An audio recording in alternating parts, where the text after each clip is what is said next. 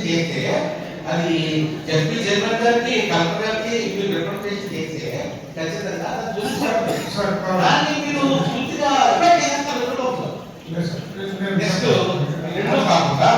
ఈ రెండు కాకుండా శానిటరీ స్టాఫ్ కూడా అనుకుంటున్నారు కదా ఓన్లీ 27 ఉన్నారు 7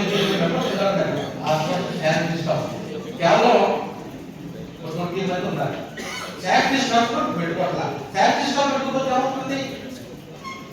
అక్కడ ఇంకా బిజీ స్టాఫ్ వెళ్ళిపోతాయి. మరి శానిటరీ స్టాఫ్ మీరు దాన్ని పెంచుకోవాలి. ఇమీడియట్ గా ఆర్థోపెడిషన్ కావాలి, పీడియాట్రిషన్ కావాలి. ఈ రెండింటినీ కూడా మీరు గవర్నమెంట్ రాసి కాపీ నాకు కూడా ఇక్కడ పంపండి. కదా నేను కూడా గవర్నమెంట్ చేస్తాను. పబ్లిక్ ఇష్యూస్ నలుగురు పంచుకుంటే దాన్ని సాల్వ్ చేయడం కోసం మనం ప్రశ్నలు చేయొచ్చు. మరి ఒక రెండో విషయం, సెకండ్ పాయింట్, ఈ మధ్య మనీ జిల్లాలో ఎబార్షన్స్ అన్నెసరీ ఎబార్షన్స్ ఎక్కువ వచ్చని చెప్పేసి చాలా వచ్చింది. దాని మీద కమిటీ కూడా వేశారు, ఉమెన్ రైట్స్ కమిటీ కూడా వచ్చింది.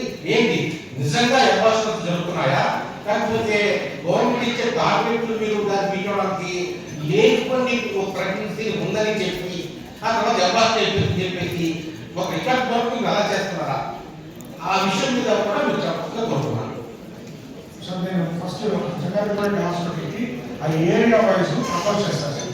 ఇది థర్డ్ పార్టీ ఏజెన్సీకి ఇస్తారు సార్. వాళ్ళు థర్డ్ పార్టీ ఏజెన్సీతో ఎంఓయూ చేసుకొని మెడికల్ సూపరింటెండెంట్ అదేవిధంగా మా డైరెక్టర్ సెక్రటరీ అవుతున్నారు అప్రూవ్ చేసినటువంటి వాళ్ళు పాత్రకి వస్తారు సార్. అంటే నంబర్ శానిటరీ వర్కర్స్ అనేది వాళ్ళు కంట్రోల్ ఉంటుంది సార్. అవుట్ సోర్సింగ్ ఏజెన్సీతో చేసుకున్నటువంటి ఎంఓయూ ప్రకారం సూపరింటెండెంట్ గారు ప్రపోజల్స్ పెట్టి వాళ్ళు తెప్పించుకోవాలి సార్. ఒకటి. నెక్స్ట్ పీడియాట్రిషియన్ ఎంఓయూ జరిగింది సార్. అక్కడ లోకల్ పీడియాట్రిషియన్ని ఏర్పాటు చేసుకున్నారు. ఆ లోకల్ పీడియాట్రిషియన్ వచ్చి డెలివరీ వెంటనే వచ్చి డెలివరీ చూసి ఏమైనా అవసరమైతే అతనికి ఒక కేసు కింద చొప్పున ఆల్రెడీ ఎంఓయూ కుదుర్చుకున్నాము. హెచ్డిఎస్ కమిటీలో రెజల్యూషన్ పాస్ చేసి ఆ రెజల్యూషన్ ద్వారా అప్రూవల్ తీసుకొని ఎమ్మెల్యే గారి ద్వారా అది రన్నింగ్లో ఉంది సార్. సో అక్కడ పీడియాట్రిషియన్